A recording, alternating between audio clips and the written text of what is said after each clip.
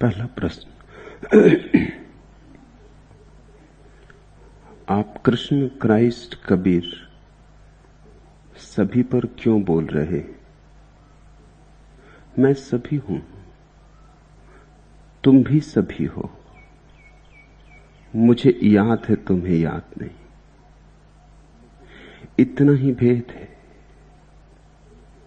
मनुष्य की सारी वसीयत तुम्हारी है। मनुष्य की ही क्यों, अस्तित्व की सारी वसीयत तुम्हारी है। जो भी आज तक हुआ है सब तुम्हारा है, और जो कल भी होगा वह भी तुम्हारा है। तुम्हारे भीतर सारा अतीत छिपा है और सारा भविष्य भी। बुद्ध भी तुम्हारे भीतर हुए, महावीर भी, और आने वाले बुद्ध भी तुम्हारे ही भीतर जगेंगे, जन्मेंगे, जिएंगे, चलेंगे, उठेंगे, बोलेंगे। तुम इस विराट के साथ एक हो। इस बात की याद दिलाने के लिए बोल रहा हूं, सब पर बोल रहा हूं। मनुष्य ने पुराने दिनों में बहुत संकीर्ण घेरे बना लिए थे, उन्हें तोड़ देना जरूरी है। जो कबीर को मानता है वह कबीर के घेरे में बंद हो जाता है। जो क्राइस्ट को मानता है वो क्राइस्ट के घेरे में बंद हो जाता है। ऐसे छोटे छोटे डबरे लोगों ने बना लिए। मैं सारे डबरे तोड़ रहा हूं ताकि सागर प्रकट हो।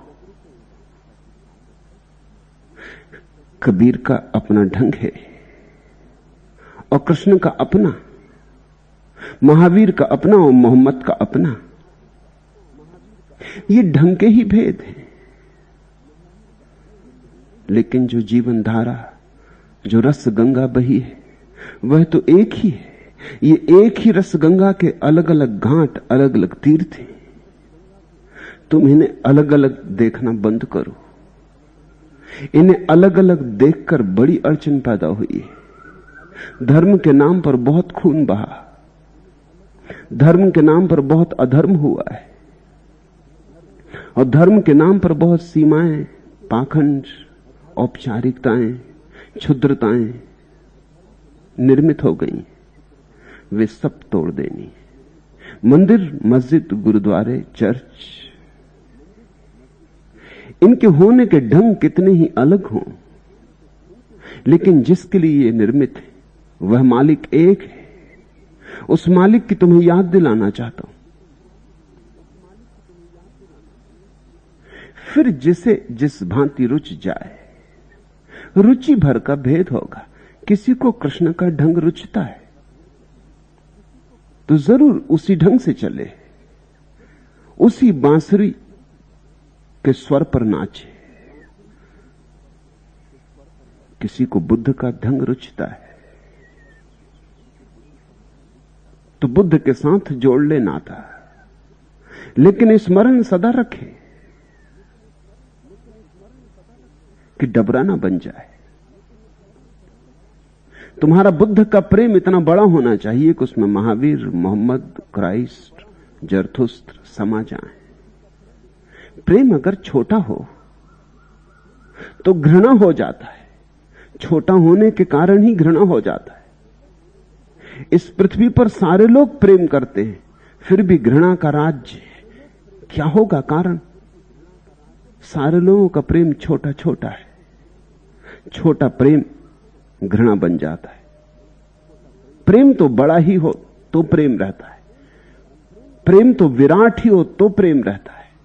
प्रेम का विराट होना उसकी अनिवार्य लक्षणा है। आंगनों से प्रेम ना करो। आंगनों में रहना भी पड़े तो रहो, मगर प्रेम तो आकाश से ही हो। तुम्हारे आंगन में भी जो आकाश है वो विराट का ही हिस्सा है। तुमने एक दीवार बना ली है, तुम्हारी दीवार अपने ढंग की है। किसी ने पत्थर रख लिए हैं, किसी ने ईंटें जोड़ ली, किसी ने संगमरमर की दीवार बना ली, मगर ये दीवारों का भेद है। वो जो आकाश तुम्हारे आंगन में उतरा है उसमें कुछ भेद नहीं। किसी का आड़ा है आंगन, किसी का तिरछा है, और किसी ने कोई और रूप दिया है। ये तुम्हारी मौज, तुम्हारा आंगन है, तुम जैसा चाहो बनाओ, जिस आकृति में चाहो बनाओ, लेकिन याद रखना जो आकाश उतरा है उसका कोई आकार नहीं, आकाश निराकार है। निराकार भूल गया, आकार हाथ में पकड़ कर रह गया। आंगन तो भूल ही गया, क्योंकि आंगन तो आकाश का अंग है। आंगन को घेरने वाली दीवार महत्वपूर्ण हो गई। ऐसे तुम हिंदू बने, मुसलमान बने, जैन बने, ईसाई बने, और जितने तुम मुसलमान बन गए, हिंदू बन गए, जैन बन गए, उतने ही तुम कम आदमी हो गए। आदमी बनो, सारी वसीयत तुम्हारी, कुरान भी गूंजे तुम्हारे भीतर और गीता का भी गीत उठे, सब तुम्हारा है। इतने विराट में से तुम क्षुद्र को चुन के दरिद्र क्यों होना चाहते हो? लेकिन अहंकार क्षुद्र के साथ ही संयोग बना पाता है। विराट से संयोग बनाए तो मौत हो जाती, अहंकार को मिटना पड़ता है। बूंद सागर से दोस्ती बनाएगी तो खो जाएगी। इससे लोग डरते हैं, इससे लोग छोटे छोटे आयोजन कर लेते, और फिर जब तुम एक छोटा सा आयोजन कर लेते हो तो उससे भिन्न जो है सब विपरीत मालूम होने लगता है। जो तुम्हारे साथ नहीं वो दुश्मन मालूम होने लगता है।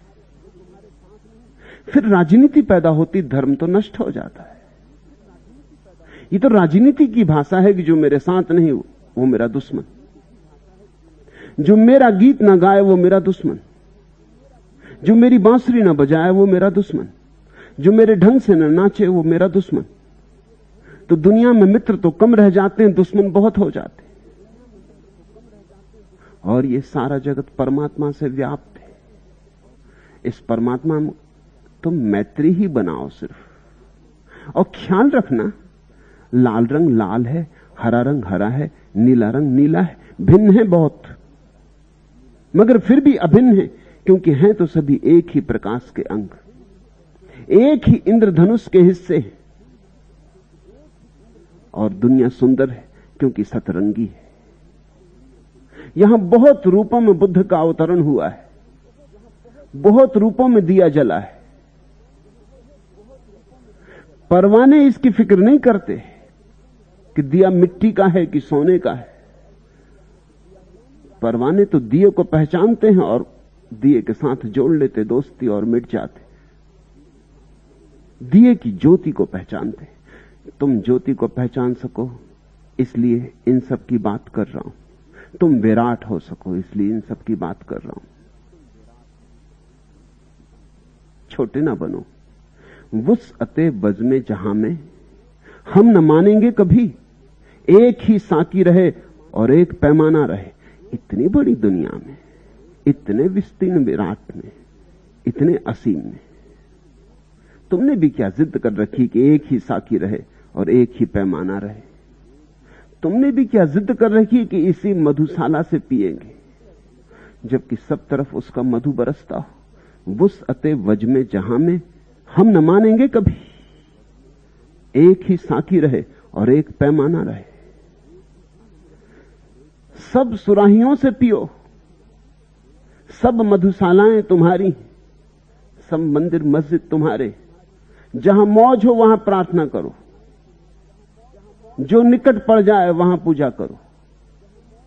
जरा उठो और तुम चौंक के पाओगे कि अगर तुम मंदिर में भी पूजा कर पाते हो और मस्जिद में भी और गुरुद्वारे में भी और शिवालय में भी और चैत्यालय में भी, तुम अचानक पाओगे तुम्हारे हृदय का विस्तार होने लगा।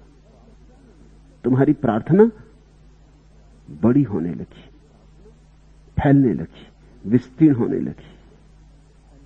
छोटी छोटी प्रार्थनाएं लिए चल रहे हो, इतना बड़ा आकाश मिल सकता है, तुम जमीन पे सरक रहे हो। और तुम मुझसे पूछते हो कि आप कृष्ण, क्राइस्ट, कबीर सभी पर क्यों बोल रहे? एक और मित्र ने पूछा है, उन्होंने पूछा है कि अतीत में तो कोई बुद्ध पुरुष दूसरे बुद्ध पुरुषों के वचनों पर नहीं बोला, उनकी तुम उनसे पूछ लेना। मेरे लिए तो कोई दूसरा नहीं। जब बुद्ध पर बोलता हूं तो बुद्ध ही हो जाता हूं। अभी रज्जब पर बोल रहा हूं तो रज्जब ही हो गया हूं। मेरे लिए कोई दूसरा नहीं। वे क्यों नहीं बोले दूसरों पर? तुम्हारा कहीं उनसे मिलना हो जाए, उनसे पूछ लेना। मैं क्यों बोल रहा हूं, इसका उत्तर तुम्हें दे सकता हूं। मेरे लिए कोई दूसरा नहीं। बुद्धत्व का स्वाद एक है। जैसे सब सागर नमकीन है, ऐसे बुद्धत्व का स्वाद एक है। बाहर से चखो तो प्रेम, भीतर से चखो तो ध्यान। अपने भीतर जाके उतर के चखो तो ध्यान उसका स्वाद है, और अपने बाहर किसी को बांट दो तो प्रेम उसका स्वाद है। एक पहलू सिक्के का प्रेम है, एक पहलू ध्यान है। कुछ बुद्धों ने एक पहलू को जोर दिया, कुछ बुद्धों ने दूसरे पहलू को जोर दिया, क्योंकि एक को पालेने से दूसरा अपने आप मिल जाता है। बुद्ध ने कहा ध्यान पालो, प्रेम अपने से उपलब्ध होता है। और मीरा ने कहा प्रेम पालो, ध्यान अपने से उपलब्ध होता है। तुम एक पालो, दूसरा अपने से मिल जाता है। मैं तुम्हें याद दिला रहा हूं कि चाहो तो तुम दोनों भी एक साथ पालो, जो तुम्हारी मर्जी हो। एक से चलना है, एक से चलो, दूसरा मिल जाएगा। दोनों को एक साथ पाना हो तो दोनों को एक साथ पालो।